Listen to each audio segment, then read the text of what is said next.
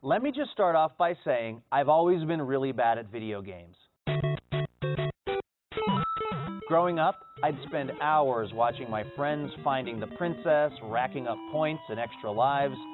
Meanwhile, when it was my turn, it was pretty much game over as soon as the first weird mushroom Goomba man showed up.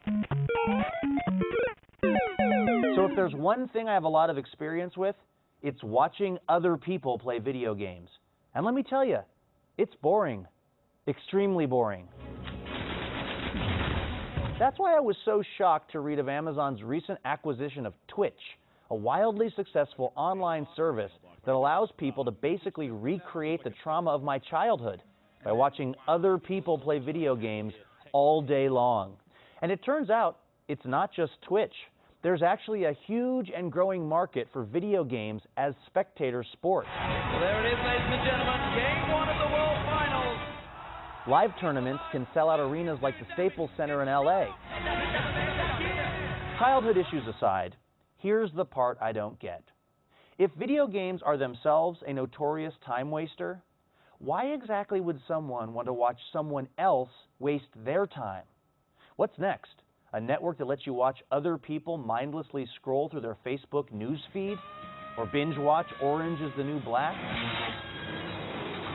The amazing thing about this digital age is that it allows us to observe all kinds of things all around the world that we otherwise wouldn't be able to see.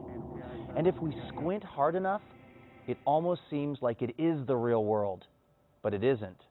And I think we've got to remember that.